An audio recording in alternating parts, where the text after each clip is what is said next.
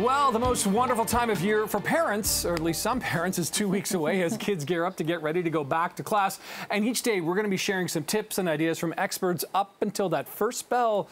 Oof, coming up in just over 2 weeks' time. That's right. Some changes to the math program are set to kick in for many students in the province. And to help them prepare, we're joined by our favorite math guru, Vanessa Vaccaria, for some of her tips. Vanessa, thank you so much for joining us today. Thank you for having me. Let's start off with it. Math, it's not everyone's favorite subject, but there are things parents can do to help kids get ready.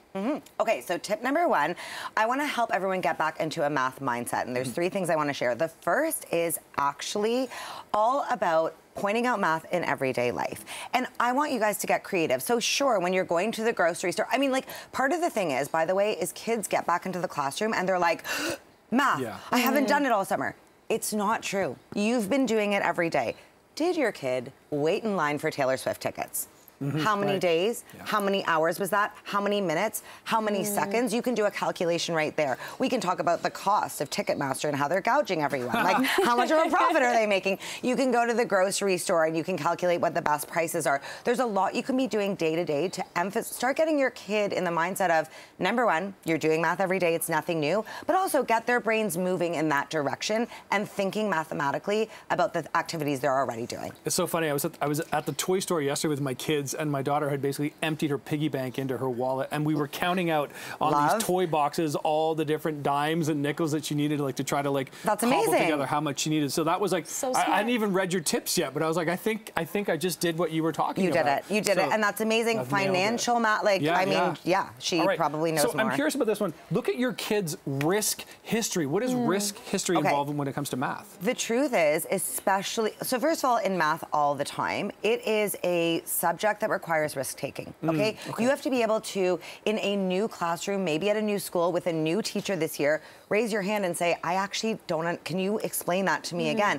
You have to be able to, you have a test in front of you, you don't exactly 100% know how to start, you have to be willing to take that first step. In fact, in high school, there's an entire section on every test called the thinking section, where you have never seen a question like that before, and you are expected to take a risk. That's new.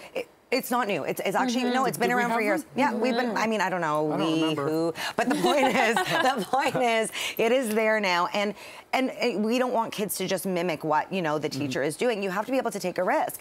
And that is actually what prevents a lot of kids from feeling good about math, is just not wanting to take that risk. So what I want parents to do right now is look at your kids' risk history this summer. Did they go to a new camp? Did they make new friends? Did they try a new sport? Did they try a new instrument? I promise you they took a ton of risks this summer. So number one, to start pointing that out and being like, you're really great at doing things you don't know how to do at first, right? You have that courage, like really getting them in that mindset and starting to explain to them that that's what's required in math class and that it's no different. Trying a new sport is no different than raising your hand to take a stab at a question you don't know the answer to. That's a good point. Yeah, making it a lot more approachable. I was definitely someone who's always been very intimidated by math, but as someone who might be more literary minded, I tend to think of myself as a good problem solver. And that's one of your third tips, right? Absolutely. So this is probably my favorite thing. As I mentioned, I just got back from a 5-week tour with my band, Goodnight Sunrise. Look us up, shameless plug. The reason I bring it up is our guitarist, Eric, maintains that he is horrible at math. He sucked at math. He was always told he was bad at math. Every time I say the word math, he shudders. There is no one who can pack 5 weeks worth of rock and roll gear into a Suburban like that guy. Every day he'd be up, he'd be like Tetrising this entire thing. Not only would he be so, I couldn't do that. In fact, like spatial awareness, I've never really worked on it, but it's never been a strong suit of mine. So that area of math, like I always shy away from. Whereas he's so enthusiastic about it, so good at it, and I kept pointing out to him every day, you're doing math. Like, you are doing math every single day. Like, I'm so sorry that you were ever made to feel that you weren't good at this, because this is incredible and I can't do it like you can, and I'm a math teacher. And by the end of the trip, actually, U of T Fields Institute, which is one of our greatest math institutions, retweeted a video of him packing the car. Oh, really? Yeah. It was not good. He was like, my mom is so proud of me. You know, I was never told I was good at math. But that feeling of confidence a kid can get from finding their, what I like to call math superpower, it's immeasurable, because then they go into school being like, you know what, maybe algebra is giving me a bit of a tough time, but I know I've got these strengths in other areas. I know I can build on these algebra skills while knowing that there are other areas of math I'm really special and good at. So find those areas for your kids. Emphasize the positive. The positive. Yeah. Problem solving, like you said, are they spotting the latest trend or pattern? Are they packing their suitcase? You know, whatever it is. Yeah, good point. Yeah. Listen, Vanessa, really appreciate these tips this morning. The math guru, look her up, and her band, of course, as she's just back from her tour. Great to talk to you, as always. Appreciate this. Thanks for helping parents out and kids as well. It's really important stuff. Happy back to school, everyone. Walk in the bar, buy me a cowboy, kiss him in the dark, do a little two-shot, two-step, dance floor, forget. Tonight, if you see me, I'll be drinking for free. I'ma make moving on look so easy. Who says heartbreak's gotta be hard? Getting over you's just a walk in the bar. Who needs a Cameo app? I got my own little concert right here with Lauren and Elena right here joining us here live in CP24 Breakfast. You might get braided up in the parking lot here at 289. You might get a car, get roll up into the Budweiser I might stage get today. a dog. I was wondering, like, what is that commotion going on? I know it's Take Me Home Tuesday. I'm like, who? I thought it was one of our producers. It is Take Me Home Tuesday. I'm like, should I take a couple of dogs back on the bus? You could do that. Why not? I don't know what the rules are to bring them across state lines. How can I make them American dogs? It's pretty quick. What are the rules? Well, you're blonde, they're blonde. So you could just, they're mine. What can I say? All right, okay. You got a new label. You got a new tour, many new steps in your amazing life. I'm pretty sure you got dressed up for a wedding dress. Yeah. I'm getting married. I can't even see you anymore. Put on your shades. Jeez Louise, the sun is up. You got an applause over top here. Congrats. Thank that is you. awesome. Thank you. Let's talk about that for a second. Your main man, Arnold, I believe is his name. Cameron Arnold. Cameron Arnold. Okay. I will be Mrs. Arnold. Okay. Is the stage name going to change or? No. No. Okay. No. But I saw. Elena's my middle name though. Okay. So I'll just change my last name and I'll. All right, Elena works though. So let's talk legally. about... I'll be Arnold. All right, okay, that's cool. And part of the wedding present could be 2 dogs. Anyways, but let's talk about that. I read that he's a normie, as we want to call it. So how has that helped you in your career? How good is that to have that grounding presence, if you want to call it that? No disrespect to whatever he does as a job. He does commercial insurance. Okay. So. Hey, he can go on tour for that, I guess. Yeah, I guess so. Try to get new clients. Yeah. He is wonderful. Yeah. Honestly, he reminds me of my family back home. He grounds me. Listen, he does not understand my job. And that's my favorite thing about him, because that's cool. He's just normal and he makes me feel normal. He reminds me of my normalcy, you know, because at the end of the day, I'm just the girl in the cowgirl boots. I'm not like, I am very normal. I just wear shinier clothes than most people. Yeah, and wake up at ungodly hours, and you're singing at 8:22. Talk to people like you. Yeah, I'm nice wild. times. I try. I'm overdressed right now. I should be wearing a bolo tie or something. You should. I should be. I have it on my knapsack. What All right. a missed opportunity. I missed it. All right, so okay. Disrespectful. I know. I'm awful. I'm sorry. Okay, but you're on tour right now at Pentatonics. What's that experience been like? Amazing. Listening to them sing every night, obviously, I mean, they're just elite. Their vocal chops are unmatched, and they're great. I mean, I love being out with them. Scott, first of all, Scott's energy is unmatched. See, yours is pretty good. Well, I match it. I'm just saying. He's they're so kind and wonderful and talented, and it's been a different experience for us, you know, because we're typically out with other country acts. So to be out with them has been really cool and different, and a lot of fun. We're having a great time. Now, of course, you're a country star, but do you pick up some elements from their music? You know what? I can implement that into mine, and then we could work off that. I think the thing I'm picking up from them most is just, you just gotta sing, you know? People, you don't need a big production. You don't need all of these fancy things. Just vocal chops will get you a long way. And coming from a TV show, a reality TV show like I was, my whole career started with me singing a cappella in front of the world. So it's it's really cool. I love it. Yeah. And how blessed, you were on the show, and then you have this beautiful career that's kind of blossoming in front of everybody. how do you stay on top of stuff and try to create more material? Yeah. No, I'm kidding. I mean, specifically for this new project that I just put out, Unlocked, I spent a lot of time with my family and with Cameron, and I just really tapped back into my Southern roots. I feel like I've been making this joke a lot, but I feel like my music now matches my accent. Because I did a lot of pop country before, and the new music I'm doing now is just strictly country music. Right. And I'm really proud of it. And he's very inspiring. Are the dogs? They're here. Coming? I'm sorry. They have unlocked your dog passion. I know. Talk to me about unlocked. What does that mean? Is that unlocked your southernness? Is that what you mean? Yeah, well, I feel like I found my forever homes in general. My future husband, my new label. I just really feel like this new project, I unlocked the girl that walked out on American Idol and started this whole thing for me. I ran from her for a while, and now I've been running back towards her. And that's great. I feel like I've unlocked all parts of myself. I don't hide myself or... Don't. Yeah. So yeah, you shouldn't. Be happy that... I'm very proud. Yeah, at the end of the day, that's all you got. And I got a man that loves me for it, and that's the most important. Don't have him change you. Have him call me. Don't change this person. She's a beacon. I don't think I can be changed. No, it's tough. At this point, like, you can't change, I can't change, and your love for dogs, you might have... Are you taking a dog home now? Are we gonna bring a dog on now? Should we bring on Buddy? Say hi. Come here, Buddy. Hi. This is Buddy and Peter, who we're going to be chatting with a little bit later on this show. And you know what? I'm just going to give them all the screen time. We've got Take Me Home Tuesdays, our favorite day of the week, where we get to talk to some rescue dogs and help them find their forever homes. Buddy and his friend Lumiere will be coming up right after the break. Hey, Buddy. Hi, thanks so much. This is the absolute best. You're the greatest. Going on tonight, Budweiser Stage, Pentatonics. Let's go. Oh, is it because I buy you designer? We make you feel like say I don't do right.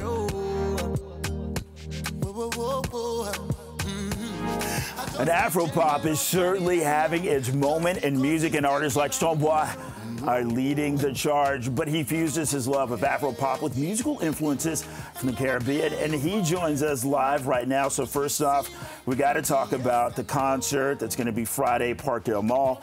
It's part of your tour. Let's talk about it. Of course. Good morning, everybody. Yeah, like you said, I go by the name Stonebwoy from Ghana, and I'm happy to be here. On Friday, fully banded. We're going to be there, intimate session with me and my people from across the world, you know, black people, white people, blue, purple, you know, it's one love, it's music. It's African music, so it touches on every aspect, you know, and every person in society. So I'm inviting everybody to come out. You know, Friday we do Toronto, Saturday is gonna be Edmonton, and then Sunday is gonna be Vancouver.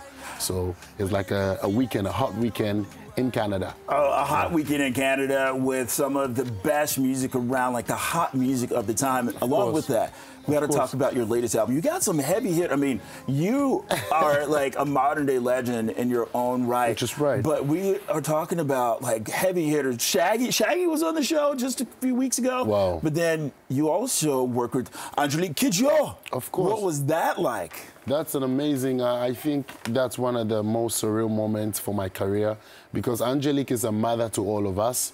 You know, I could pass to be one of her last borns, you know, and then to also have, you know, worked with that vision-mindedness in terms of bridging music as a people, because Afrobeats is beautiful, but the story and history of Afrobeats points to legends like her who have actually pushed it, you know, from Africa and taking it to the world by means of merging it with jazz, you know, so that it can actually, you know, she would say in her own words, like, popular music always comes from Africa, or must have a huge influence from Africa. So working with a mother like that gives me a lot of joy. And on that record, the thing is, we speak the same dialect.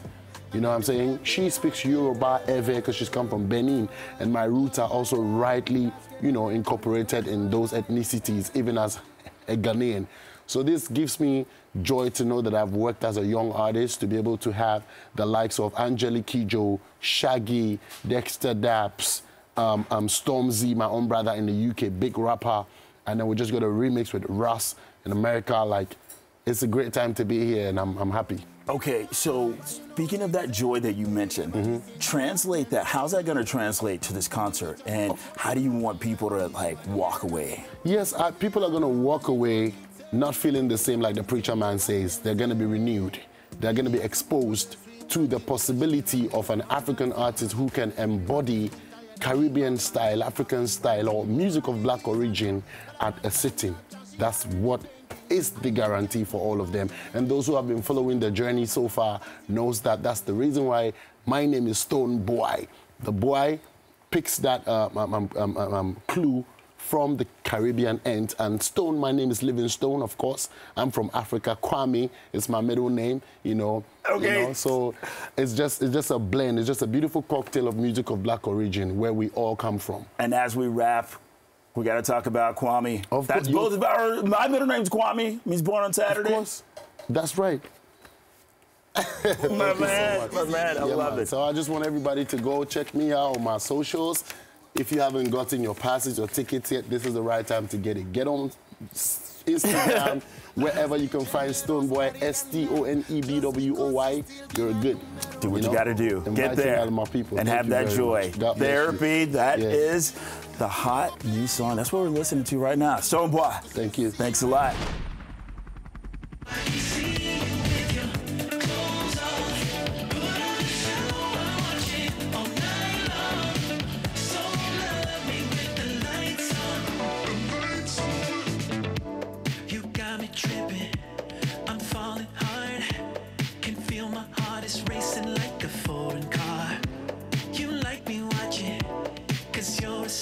He's here dancing in our studio, and Sean Desmond is back with a new track sharing a message of self-acceptance, self-confidence, self-empowerment, and I'm going to add self-love here as well, a song that truly hits close to home for the singer. We welcome back a friend to the show, Sean Desmond. Good morning. Oh, good morning. Look, everybody's dancing in here. I love it. It's so great. How does it feel? I mean, you're dancing along to your own music. How does it feel to be back, to see another banger out there and the video out there now as well? It feels, I can't lie, it feels outstanding. It feels amazing. I'm so grateful, so blessed. And since we put this video, well, the song came out a couple weeks ago, but since the video came out almost a week ago, the response has been, I cannot get off my phone. Just with messages from people, the sweetest and nicest messages about how this song and this video are helping them embrace themselves and their imperfections and whatnot. I had one that really hit me close to home where I had a lady say that she had a double mastectomy and she has not been topless in front of her husband for 3 years. And when she saw this video, she was like, that night, wow, I was like, I have goosebumps. I was like, oh my God, like a little bit TMI, but not so much. Like, I love it. I love it. That was such a sweet message, and that's what it's about. That's what this song is about. For sure. I mean, listen, artists make music, they make art to inspire, to touch people. 100%. The song's a little sexy, Mr. Desmond. It is a little sexy, right? It's a little sexy. Love me with the lights on all night. I tell my wife all the time, you can love me with the lights on every night. Whoa, this is a breakfast show, morning show. I mean, it's a great song. I'm sure it'll be played or is being played at bars, clubs all over the city, all over the country. But the message behind it is what's special. And when you 100%. Talk about your wife and loving her with the lights on, she's the one who inspired this song. She did. So my wife, about almost a year ago now, right before we were going to release my comeback single, Maniac, she had to go in for emergency ileostomy surgery. So she suffered from severe ulcerative colitis, which is kind of like similar to Crohn's. And finally, she had to go in, and we were laying in the hospital bed before her surgery, and she turned and she said to me, I'm scared. And I said, of course you're scared. You're going in for major surgery. I would be scared as well. And she said, no, that's not what I'm afraid of. She said, I'm afraid that once I do this and you see the changes in my body, you're not going to find me attractive anymore. And I was like, whoa, whoa, whoa, whoa. First of all, your health, always first. Second, you have nothing to worry about because you're always going to be the most beautiful and sexy woman in the room to me. So going in and making music, I was like, guys, I want to write a song for Chantel, but also for anybody who's ever felt like that way. And I feel like in 2023, it happens a lot with social media, and we put filters on things, and I gotta say, I'm guilty of that sometimes too. But like, it's okay to be not perfect all the time, you know? And so I really want people to like embrace those imperfections and showcase them, because when you do that, they then become like a part of you. I mean, they are a part of you, but they become like, you embrace them and like you begin to love those things. And it's what makes you you. It's what makes you unique. Yeah, we don't all want to look like Duckface, right? You said it. Right. You said it. That's the beauty of 100%. life. Part of the beauty of what makes us unique and the very fabric of it is being different. I want to ask you about a big moment in your career because it was a big comeback tour last year. You were at OVO. Yes. Here you are a year later, still riding that wave. Yes. What's the last year been like for you, Sean? Last year has been pretty amazing, pretty busy. What I love is like being able, again, like this summer was busy with shows, and I love that connection and being on stage, fans. It's surreal because I did not think that this was going to happen when Drake asked me to do that show. I just thought, yeah, this is going to be a one-off and I'm going to do the show and it's, then I'm going to go back to my couch, right? That's not what happened, but like I've come to terms with like this was my time. It was not time for me 7 years ago or however long it was, but it's my time right now and I have to embrace this and I have to seize this moment. Because the fans want me to, my family wants me to, and like, look at this, so much love from you guys, just from everybody across the country in the industry. Have you had more love from Drake in the last year? He actually sent me a voice note not too long ago as well, being like, dude, I'm so proud of you. Like, I'm so happy you did that show and you listened to me that night and didn't just let this moment like fade, which was really nice. And he didn't have to do that. Drake's a super guy. And honestly, I owe a lot of this, if not everything, to him. Because he kicked my butt back in gear, like to get going. And here you are. And here I am. The local success story. Yeah. Love to see you succeed, Sean. You're such a great guy, and it's been awesome to watch your journey. Thank you. Going back up. We're going to take you to break with Love Me With the Lights On by the one, the only Sean Desmond, who's also playing a free show this weekend at Union Station. So go and see him. 9 p.m. as well. Saturday. Be there. Cool, fun dolphin noise.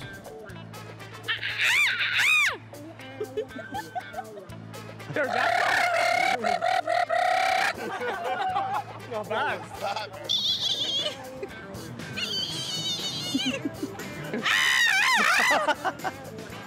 That just sounded like you were just running away from someone. Not as good. Damn, all right. I'm just gonna quit my career right now. Oh, yeah, I got the wrong girl. You got the wrong girl. I really thought about it, but I... Okay, so it's hard to believe that our next guest has only been doing comedy since 2014. I mean, given the success that he's found so far, including a recent headlining tour in the States. We're talking about Toronto comedian Nima Naz, making hundreds and thousands laugh with its unapologetic humor, and is hitting the road here and joins us live right now. So you just kind of reminded me of that segment right there. I used to be, once upon a time, I was able to make the Chewbacca sound. Oh, yeah? Yeah, but I can't do it anymore. Do it again, do it again. I know you can do it, man. Yeah, do that it. was it. All right, not bad. Yeah, Need some work, yeah. Maybe. Drink some more water, Yeah. you'll be fine. Yeah. So now you're playing in what, Newmarket? Is it tomorrow or? Yeah, actually Saturday night. Yeah, it's a sold-out show. I'm very grateful for all the shows selling out really quickly, and yeah, I'm just gonna continue doing it. Okay, so speaking of, we were talking about skincare regimen. Yeah. And you use beef fat? Yeah, Is this tallow. a joke? No, I swear to God, yeah. How do you do this, and where do you get this beef fat from? Said beef fat? Hey, so my brother and I are really health. We're just so into eating organic foods and using organic products. Like I don't use moisturizer. People compliment me on my skin all the time, and like I just use tallow. I rub it on my face. Beatrice and I were just talking about this. Like as black people, we have to use lotion so we're not ashy. Right, cocoa butter? It doesn't matter. You just need to use Just something. something, right? Yeah, Yeah. something. So what do you use as chapstick then? Nothing. I just naturally nice lips. Okay. I'm still waiting for the punchline here. There's no punchline. This is facts, Beatrice. This is facts. All right, so people if they're not familiar with you, Nima, if they're tuning in, they're seeing you for the first time, we've got a little taste of what your comedy is like. Yeah. But what's your style? What's your energy that you bring to the stage? I love observational comedy, a lot of racial jokes, cultural jokes. It's how I was raised, how I grew up. Russell Peters is one of my comedic idols, so I kind of take after him. And I love taking jabs at really anything that is truly from my experience and how I've lived, so. And you're a local Toronto boy. You're from Scarborough. How does Toronto figure into the jokes that you present on stage? Honestly, all I know is I have to be authentic to myself, and people can read that, right? Like if you're trying to be someone you're not, they'll be like, okay, like he's obviously like fabricating or telling a lie. But I just try to tell jokes through truth and authenticity. So you've been doing this like for like the past 8 years. There's the animal sound again right there. For the past 8 years. Let's talk about this. You know, when you're around family and friends, who people just go, okay, make me laugh. Yeah, 100%. Like, when I was a kid, we had these family gatherings at our house, and my parents' friends would always be like, Nima, go up and make us laugh. And I'm like, I never thought like, oh my God, like what do I have to do? I just went up and I was like, all right, let me just make fun of my mom real quick. Her ordering Tim Hortons in a drive-through, right? Because she's broken English, right? She's an immigrant. Let's hear it. It's very easy. Like, excuse me, miss, can I have one milk chocolate, everything bagel, one chili and one sugar. You have napkin, right? It's like very like. Right, she just mixes up words, right? But it's very cute, it's very wholesome, right? And people love that, right? Yeah. So. See, I grew up in Richmond Hill, so I'm familiar with the so a lot of Persian accent. I'm nice. like, I know that one. I've heard that one before. Yeah, right. There you go. You talk about Russell Peters. He's a big inspiration. I know he means a lot to you in your life. Yeah. How do you, I guess, grow up emulating that and trying to, make your own path while also seeing someone who's done so well doing just that, right. like branching from their experiences? Well, the thing is, like, someone like that has blazed the trail for guys like me growing up. Because I looked at him and I was like, oh, it's this like immigrant guy like making jokes about other immigrants. Like, this is amazing. Like, it's my sense of humor. So like I kind of want to do that, but also like put my own little twist on it, right? Like, it's more modern. But okay, so Nima, I have a lot of friends and family. They. Oh, me too. Okay. they make me laugh. They make a lot of us laugh, right. And they always want to say, "Hey, I want to try stand up. I want to try to do this and see what's your advice for them." But I need you to formulate this in a joke. So that's your challenge. Damn, putting me on the spot, eh? You heard it. Damn, okay. Let's go. Well, first of all, you gotta love what you do, okay? You have to understand what it is you're putting yourself into. But honestly, stand-up is one of the most fun things I've ever done in my life. I took a big leap, dropping out of university to do it full time. And you have to be funny. You can't be unfunny, right? You can't be like you're talking to a wall. That whole thing was serious. We need some clean jokes, some clean fun as we go to break. What, you want me to be a clown? No. Make us laugh. We're getting ready to go to break. Oh my God! Oh my God! What do I have to do? Is that part of the set? Is that part of the set? No, it's not. I like that. Can I have a napkin? All right, okay. There you go. Back to that one.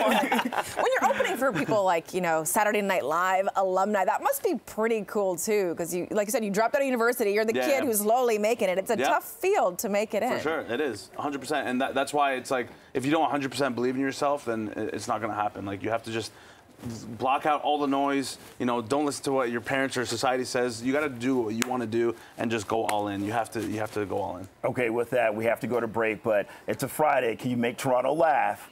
A clean one. A clean one. Clean laughter as we go to break. Take us into the weekend. What do I tell my mom? What's your mom's name? Akram. Okay, so what would you tell Akram to make her laugh? To make her laugh, we just dance. I swear to God, we just dance. Can we go out on some laughter? Oh my God, what am I gonna do right now? One line. One line. Oh, okay. Here's a cheesy one. I met a rooster from Japan this one time. Yeah, it turns out it was Caucasian. Yeah. Oh. That's not one of my jokes on stage. I had to make them laugh real quick. People are putting their breakfast. Yeah, they're like, we're never gonna see this guy. We're not going to Newmarket. All right, with that, CP24 Breakfast will be right back after this break. And here's Nima Naz. Smelling like beef.